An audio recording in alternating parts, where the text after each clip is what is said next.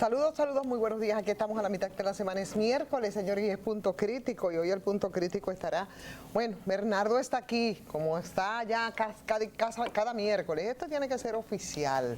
Y hoy, claro que sí. Para que nos dé luz, nos dé luz, nos arroje luz, pero no de alto voltaje porque entonces se puede salir de las manos.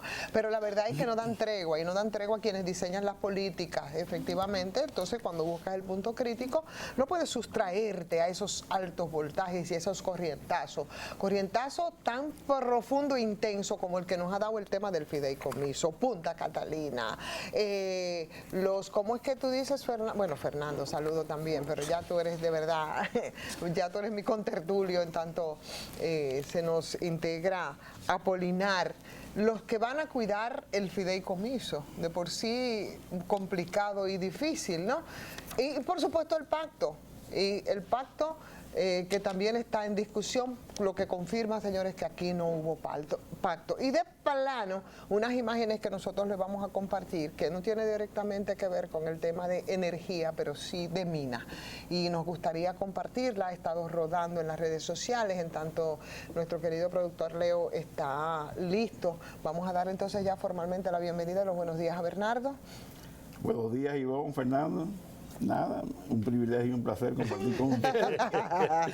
Aquí, nutrirme. aquí al pie de la línea, no es al pie del cañón, de la línea eléctrica. De la línea eléctrica, de las líneas de transmisión, de las tarifas por todo eso, en fin, esos son los temas. Y sobre todo, Bernardo, esta semana fue todo un desparpajo, ¿no? Con el asunto, primero, la semana pasada anunciada por el ministro de Energía y Minas, de que Punta Catalina pasaría a un fideicomiso que aquí se ha desglosado mucho en esta mesa de punto crítico, sobre todo porque no hay mucho acceso de la gente a los números, a las cifras que se manejan, ¿sí? Porque es una figura jurídica muy cerrada, de mucha opacidad. Uno. Dos, porque en el caso de Punta Catalina, Fernando, como te escuchaba decir ayer, no sabemos entonces qué sería lo que va a pasar a ese fideicomiso, porque ni auditoría técnica, ni auditoría financiera, muchos cuestionamientos con cifras que van desde los 1.000 millones hasta los pasados 4.000, según algunos, otros dicen 3.000 y pico, oficialmente se había dicho en la gestión pasada 2.500 que se había tragado Punta Catalina. ¿Qué va a pasar? ¿Cuándo va a ser esto? ¿Y cómo va a ser? Y si sabremos qué es lo que una persona que además es juez y parte, que en este caso es Celso Marrancini, que va a ser el cuidador, y retomando esa figura de Fernando también, que habla que es una especie de Drácula cuidando, administrando el banco de sangre. Yo creo que esos elementos nosotros puede ser un buen punto de partida para el tema del día de hoy.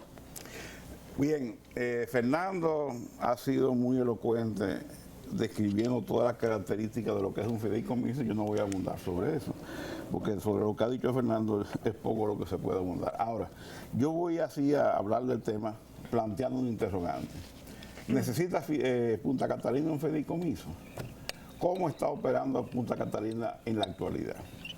Y yo respondería rápidamente: no necesita un fideicomiso, porque en la actualidad Punta Catalina está operando en los hechos, como si fuera un fideicomiso, claro. Porque no sabemos nada, sin tener la sombrilla del fideicomiso en términos legales. Y sin tener personas individuales en la responsabilidad de esas personas que están además vinculados al negocio de manera muy cuestionada en la historia no muy larga del país. Entonces, ¿por qué yo digo que en la actualidad Punta Catalina está actuando como un fideicomiso, operando como un fideicomiso?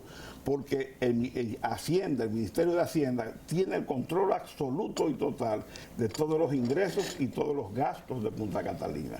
En Punta Catalina no se puede disponer de un centavo que no esté autorizado previamente por Hacienda. ¿Qué significa eso? Eso es un fideicomiso, es un control financiero. Porque no tenemos acceso a la información y que es lo que se maneja. Y además no tenemos acceso. Porque, de hecho, Hacienda cada mes de los ingresos de Punta Catalina saca 15 millones de dólares, que son unos 180 millones de dólares al año, y eso engrosa el presupuesto nacional.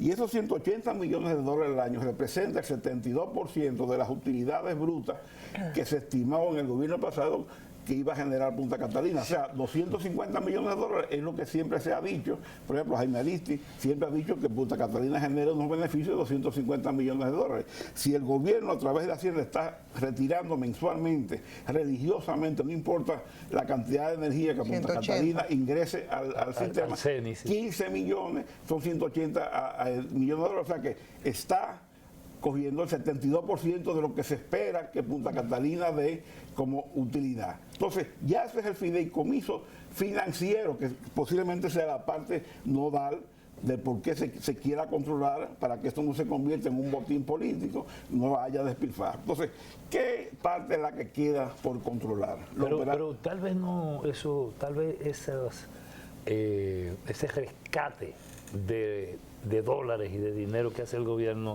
central mensualmente a Punta Catalina, no será para guardarlo, para poder amortizar después. Pregunto, no sé, no sé quiero meterme al rango de la ingenuidad. Lo que pasa es que al pasarlo a Hacienda no tiene una cuenta especial, eso va al presupuesto de la nación seguro. Porque va a la cuenta única, porque ¿dónde va a ir? Pero y si va ahí va al hoyo negro. Pero que tiene que ir, o sea, si Hacienda lo recibe, es porque va a la cuenta única del presupuesto, porque hasta donde yo tengo entendido, Hacienda no maneja cuentas fuera de la cuenta de presupuesto. Eso significa que Punta Catalina es rentable. Bueno, Punta Catalina está... Lo que pasa es que la rentabilidad, eso tiene varias aristas, pero de todas maneras está generando ingresos, porque esos ingresos que está cogiendo Hacienda, tú puedes decir que eso es la amortización de todo el dinero que el gobierno adelantó para la construcción del proyecto. Que le están devolviendo. Que están devolviendo, digamos... Sobre todo cuando se hizo cargo de la obra completa en financiamiento después de la decisión del Grupo Sasha y de los bancos europeos. No, de hecho... Esa obra ha sido financiada en su totalidad con recursos externos. ¿Por qué? Porque no es verdad que el Estado Dominicano produce ahorros en sus ingresos que le permitan hablar de que tenemos recursos propios para financiar ninguna obra de inversión, porque los compromisos que tiene el Estado en términos de pago de intereses y amortización de deuda pública, en términos de gasto corriente, prácticamente se llevan todos los ingresos tributarios. Pero finalmente el banco SACE, así se pronuncia, erogó, eran 650 millones de dólares. Solamente había dado una parte. Había dado una parte. ¿Esa parte nunca se completó? No, hubo resistencia. Ellos erogaron alrededor de 300 millones de dólares, pero de esos 300 millones de dólares se cobraron 80. Ellos se cobraron lo de 80. Lo de los proveedores europeos. Ellos se cobraron. El seguro de crédito de exportación. La cantidad de los 650. Que asegura el financiamiento. Y lo que había que pagar a proveedores europeos. No. Eso es solamente la prima del seguro de riesgo país asociada al financiamiento. Pero serán 80. 82. Pero eso era pero el grupo del SACE no solo dio 80. No. Lo que pasa que entre los 330 están los 82, porque eso sí, el préstamo, obvio. o sea, lo que el país va a recibir de financiamiento real eran 550 millones de dólares. ¿Qué pasa? Como es un crédito comercial, los créditos comerciales tienen que tener un seguro de riesgo país asociado al financiamiento, y ese seguro lo da SACE. Y lo descontaron de la primera entrega. Y ellos lo incluyeron en el financiamiento y lo descontaron del primer desembolso. Pero ese seguro depende, el monto del seguro depende de la cantidad que ellos fueran a erogar. Bueno, el monto, el seguro riesgo país, el monto que se paga, obviamente está asociado a la cantidad, al financiamiento que estaba pagado. Al monto del financiamiento. 550, pero la prima que se paga, que en este caso fueron 15%, está vinculada a la calificación riesgo país que tenemos nosotros. Mientras la calificación sea más baja, la prima es más alta. O sea, por ejemplo, nosotros pagamos una prima riesgo país más alta que la que paga Panamá, porque Panamá tiene una calificación crediticia de grado de inversión y nosotros no tenemos grado de inversión. Entonces, a nosotros el financiamiento nos cuesta más como país que lo que le cuesta a Panamá. Ahora, ¿cuál es la situación?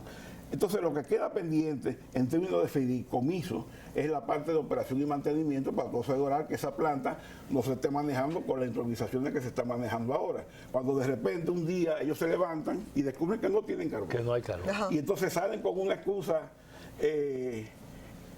infantil, con P, decir que el suplidor tiene problemas, y entonces uno se pregunta, ¿y por qué el suplidor de carbón de Itabo no tiene problemas?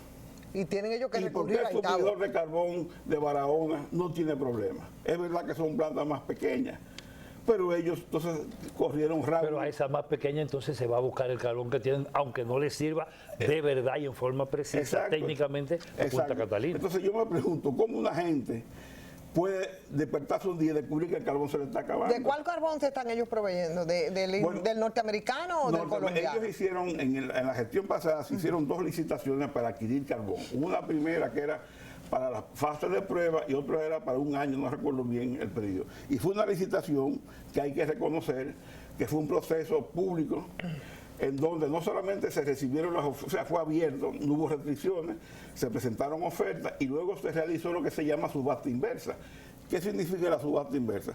Que todo el mundo presenta su oferta, entonces, una vez conocidos los precios de cada quien, comienzan una puja, pero hacia la baja, para ver hasta dónde los que ofertaron inicialmente pueden ir bajando y ahí tú aprietas un poco y consigues un mejor precio.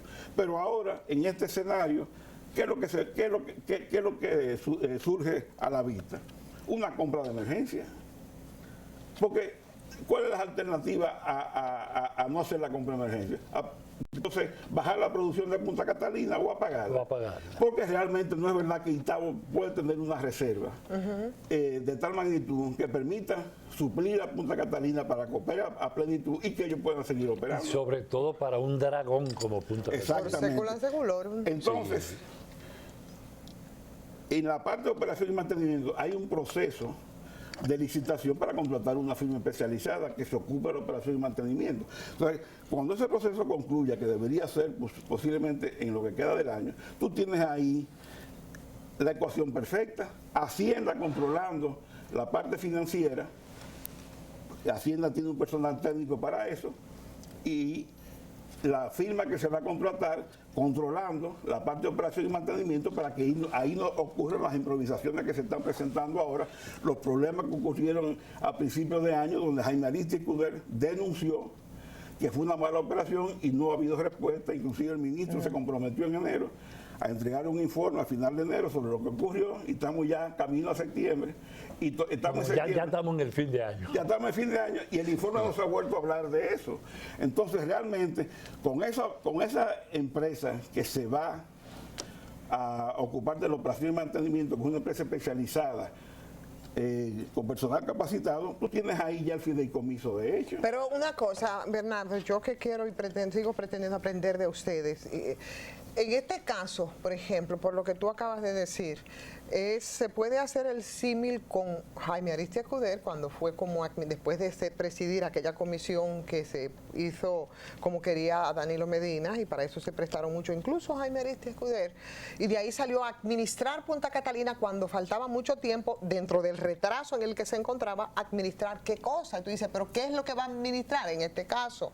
También este fideicomiso, ¿qué es lo que va a cuidar? ¿Qué es lo que va a administrar, por ejemplo, el recién nombrado por decreto Celso Marrancini? Bueno, ellos no han dicho, ellos lo que plantean el decreto básicamente velar porque el activo que es Punta Catalina mantenga su valor. Y un fideicomiso tiene un número, tiene un monto. ¿No? Sí, ¿No es cierto? Claro. ¿Cuánto es el de Punta Catalina? Exacto. Bueno, porque es lo primero, porque por Dios. va a cuidar, pero ¿qué es lo que va a cuidar? ¿Qué es lo que va a cuidar? ¿Entiendes? Dinero, sí. Dime qué ¿Cuánto? cantidad, dónde está, qué es lo que vale eso, cuánto vale Punta Catalina. Sobre todo, Fernando, porque después no vamos a tener acceso nosotros a esas informaciones y a esos montos. Por lo menos que le digan eso a uno ahora. bueno, pero vamos a ver. Porque un proceso que está asegurada la falta de transparencia, la secretidad, la no auditoría. Pero es que tú no has escuchado a Antonio Almonte, que te ha dicho que ellos han llamado a licitación para auditoría, pero que se ha quedado desierto en más de una está ocasión. bien, pero yo estoy diciendo la auditoría de la que podría hacerse eventualmente en relación al fideicomiso y a la empresa después de. Porque eso no está absolutamente facilitado ni permitido. No, pero es que, digamos, una primera tarea que tiene que realizarse antes de crear un fideicomiso, obviamente, es, si yo voy a entregar un bien a fideicomiso, ¿qué cuesta ese bien? ¿Cuánto cuesta? La valoración. Hay dos valoraciones. Y para eso hay que hacer una auditoría. Hay dos valoraciones. ¿Cuánto me costó ese bien? Ajá. ¿Y cuál es el valor de mercado? En ese momento, ¿qué es lo que usted va a Las cuidar? dos cosas. Ahora bien, en el gobierno pasado, cuando se estuvo a punto, se inició el proceso de venta de Punta Catalina, ellos dijeron que Punta Catalina tenía un valor de 2.500 y la fijaron en 2.600 millones de dólares. Y de esos 2.600 millones de dólares, ellos dijeron que 300 millones de dólares era el aporte de capital del Estado y que 2.300 era una deuda que Punta Catalina asumía con el Estado. Y que entonces se iba a pagar en un plazo de 15 años una vez surgiera el comprador del 50% y se le pagaba en 15 años al Estado.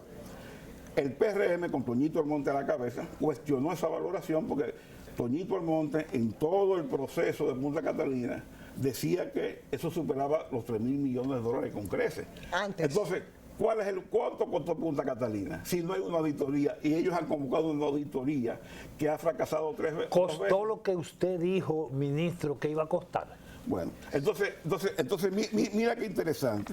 El 18 de septiembre del 2020, siendo ya Antonio Almonte ministro de Energía y Minas, que uno supone ya tenía más de un mes en el cargo. Y que tuvo una transición recogiendo información, teniendo los 3 datos. meses. Exacto.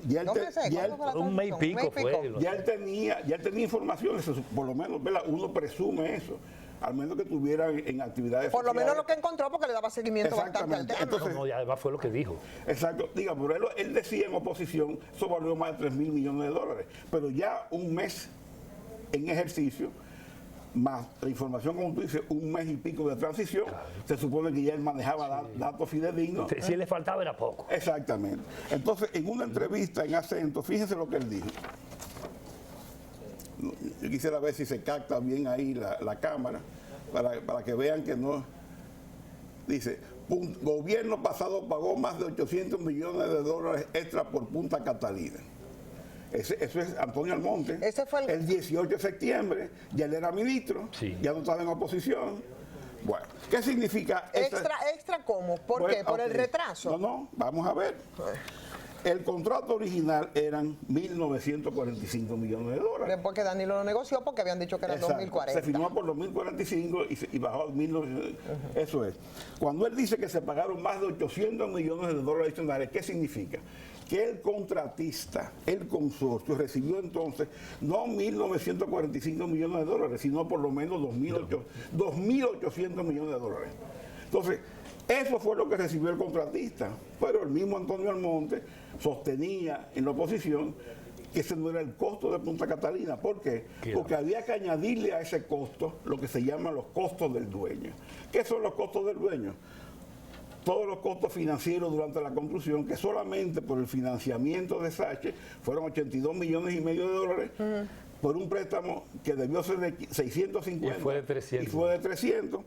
6 millones de dólares que se le pagó al BNDES de Brasil, al Banco de Brasil, por un préstamo que nunca se desembolsó. Exacto. Ahí tenemos ya 90 millones de dólares solo de comisiones a los bancos. Entonces, tú tienes que si se le gastó 2.800 millones de dólares al contratista, más todos los gastos de CDE, que posiblemente en 7 años, en 6 años que duró el proyecto, andan por los 200 millones de dólares, incluyendo 10 millones de dólares en publicidad. Y tú le sumas a eso la supervisión de Punta Catalina, donde a Stanley se le pagaron cerca de 30 millones de dólares, más los estudios ambientales, más los consultores, etcétera. Y más una que otra pieza que se daña, como pasó con el rotor del generador y todo más eso. la compra de los terrenos de Punta Catalina. Ese es un gasto bastante importante. No, y lo otro también, Bernardo, yo no sé si cabe ahí, por ejemplo, lo que se debió pagar, que no se pagó por el retraso de Punta Catalina, pero además lo que se le pagó al consorcio con la demanda No, porque se supone que en esos 800 son los de la demanda. Está el acuerdo de la demanda. Una pregunta técnica, y de verdad que quiero la aclaración. La energía producida por Punta Catalina, el proyecto implicaba la planta, montar la planta, ponerla a funcionar.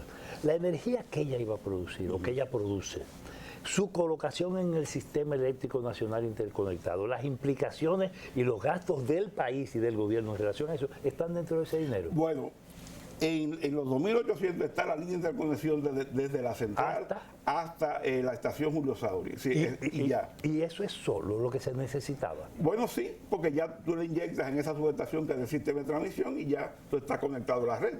Porque el contrato incluía la subestación propia de la central. Entonces, ¿a dónde quiero llegar?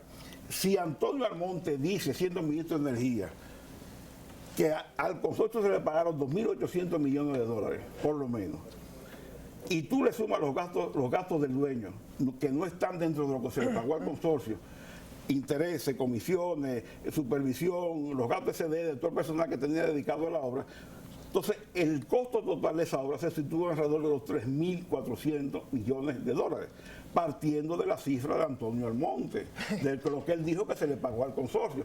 Entonces, si en el gobierno pasado estaba registrada el costo de Punta Catalina en 2.600, entonces los 800 millones, ¿quién lo asumía? El Estado como pérdida. Entonces, ahora, ¿qué se va a poner? ¿Cuál es el valor que se va a poner si no hay auditoría? No hay auditoría de nada en Punta ¿Cuál es el Catalina. estimado que dice Antonio ahora que hay de Punta Catalina? Ahora. No, él no oficialmente. Porque él no ha vuelto a hablar. Después de eso él no ha dicho. Él no ha dicho. Porque lo ha puesto a depender de la auditoría, que no se hace, que la no se ha actitud hecho. es contable, Y ni señores. se va a hacer. La actitud es contable que vamos a tener un poco que darle una ayudita al ministro de Energía y Minas. Vamos a la pausa necesaria. Venimos de una vez.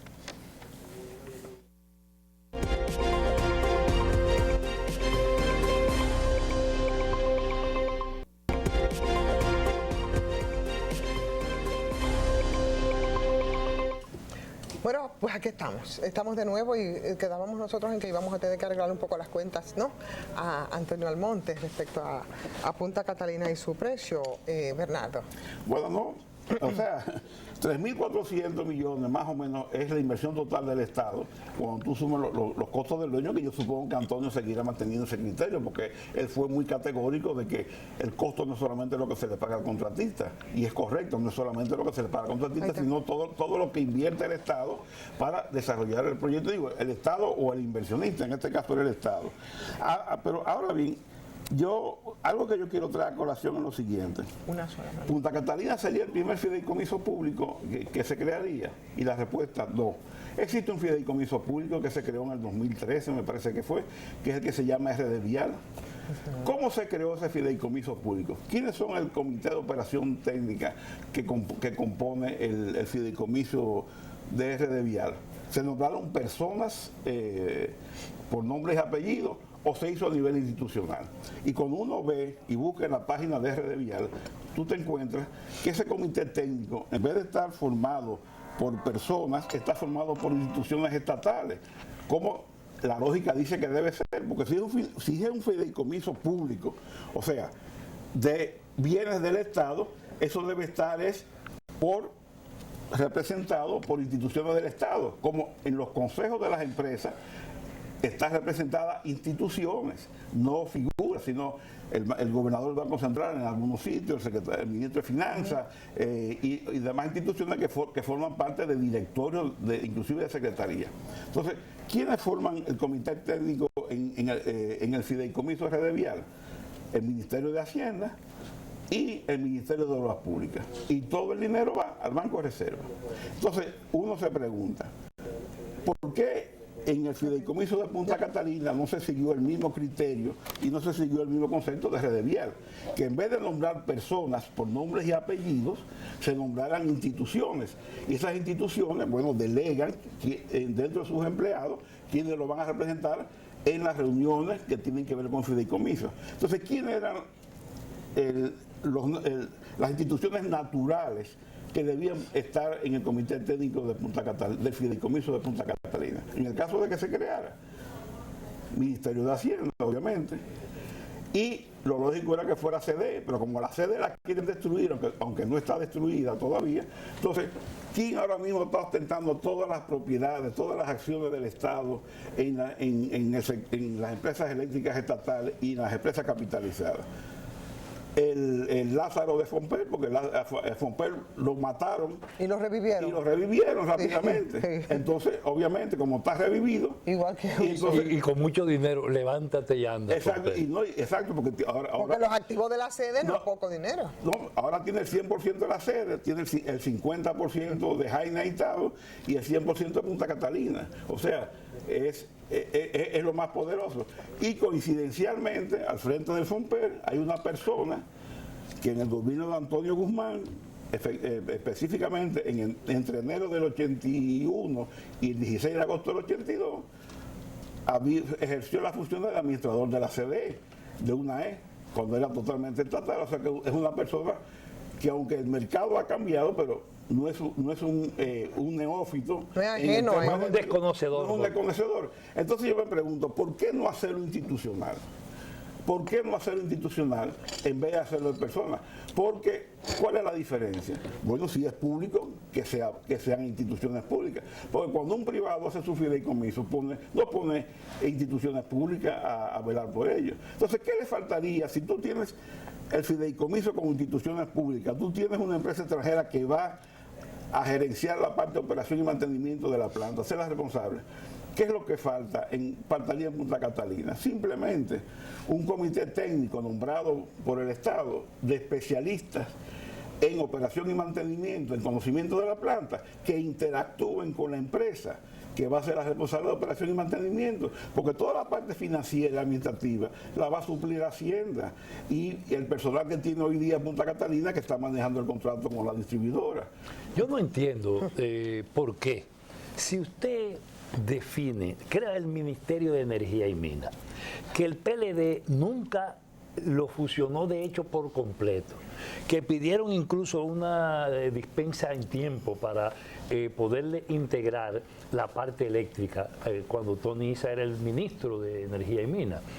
Este gobierno decide, no, esto es un solo ministerio y creó dos viceministerios ahí, el de energía y el de minas, y entonces nombró personas y convirtió todo a un solo sitio. Es más, tanto así que llevó de la Kennedy con Alma Mater a la feria donde estaba la vieja CDE al ministro de Energía y Minas. Y ahí está Antonio Almonte despachando instalado ahí en la CDE. desde la feria. Entonces lo convirtió en una sola cosa.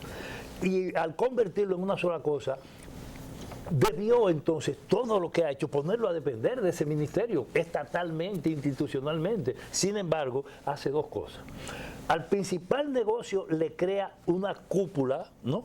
Un grupo privado, de gente del sector privado, probablemente con alguna excepción que yo no conozco, de los 5 que están ahí planteados, para dirigir técnicamente ese proceso. Y además, previamente le crea un superministerio, ¿no?, al tema de eléctrico del país. Y paralelo, un ministerio paralelo. Y entonces pone al frente del ministerio paralelo, pero por encima de ese ministerio, a Alejandro Macarrulla, que representa al grupo Vicini en el gobierno y que es la principal figura del gobierno. Y no lo digo yo solamente, lo dicen dirigentes del PRM, figuras públicas y políticas nacionales que lo han dicho de manera directa recientemente. Entonces, ahora lo que yo pregunto es... cuando tú ves esa cosa, si tú dices, yo tengo las dos cosas más importante, institucional y de inversión, en manos del sector privado. Mira, Bernardo, de verdad que un valor incalculable, datos, números, informaciones, pero el problema central es decirle y repetirle al país para que tenga clarito que este gobierno está privatizando sobre la privatización, entregándole de manera directa al grupo privado de generadores y de dueños de las principales fortunas del país, el sector eléctrico de manera definitiva, y está desguazando la propiedad pública con un eufemismo y con una maniobra que le llaman fideicomiso, que no es más que privatización. Yo le quiero preguntar a ustedes entonces, en este caso, a adefesio o no, o como organismo rector, ¿qué papel juega el pacto eléctrico? No debería ¿Qué todo. papel juega? ¿Qué papel jugaría entonces el pacto eléctrico en este Sí, caso? pero Claro. Antes de entrar en el pacto, yo quisiera precisar sobre ese tema del ministerio y el tema eléctrico. O sea, el ministerio siempre tuvo, aún en la gestión pasada, nunca se le quitó las funciones que la ley le atribuía en el caso de la electricidad. ¿Cuál es la función que le da la ley? Planificador, trazador de políticas públicas, no actor de ningún agente de los cuales es la máxima autoridad. Y la ley 124, dame cómo que se llama, para hablar con propiedad, 142-13, que habla de los 5 años, eso ha habido una manipulación. Claro que sí. ¿Por qué? Porque ¿qué es lo que establece esa ley? Esta ley lo que establece es que funciones que son del Ministerio de Energía y Minas, que da de la ley 113, de planificación y de trazador de política pública, específicamente en el sector eléctrico, se la transfiere provisionalmente a la CDE por 5 años. Sí.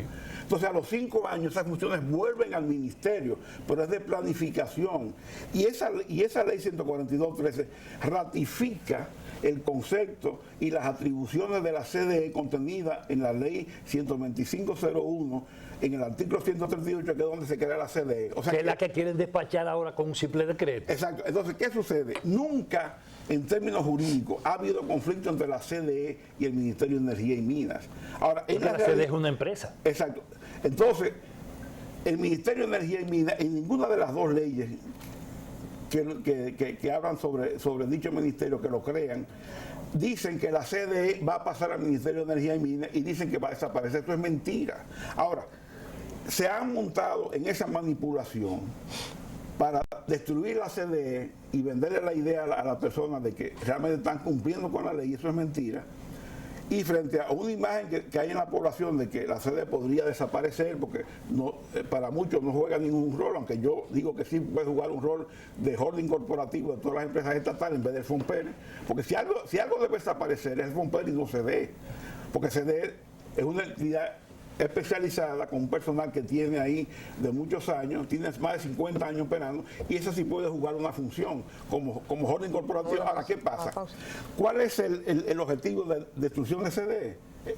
Porque no es reducción de nómina de la empleomanía pública que tiene CDE, porque esa nómina va a ser absorbida por Punta Catalina, el Ministerio de Energía y Minas. Entonces no pueden hablar y dicho por el ministro, no por mí, entonces no pueden hablar de ahorro, porque están absorbiendo. CDE tiene 750 empleados a mayo del 2021, publicado por ellos. Entonces, ¿cuál es el objetivo? El objetivo es muy claro: crear una excusa mediática para justificar el traspaso ilegal de más de 38 contratos que Toñito Almonte, oye lo que dice de esos contratos que firmó Bichara. Fíjate cómo lo califica. Oye, esto fue una declaración del PRM cuando dijo que no acudiría a la firma del pacto eléctrico. ¿Qué dijo Toñito Almonte? Parte de las condiciones. Puso de ejemplo la emisión el 21 de agosto del año 2018 del decreto 6218, mediante el cual se le otorgó un poder especial al vicepresidente de la Corporación Dominicana de Empresas Eléctricas Estatales, Rubén Bichara, de suscribir contratos de compra de energía de grado a grado en abierta violación a la Ley General de Electricidad. Pero, ¿y qué pone entre las 10 condiciones? Esto es antológico. Déjame ver dónde lo encuentro. Lo aquí. buscamos y cuando regresemos de la pausa seguro que lo tenemos localizado, señores. Venimos pero que de una vez, así que ya ustedes saben.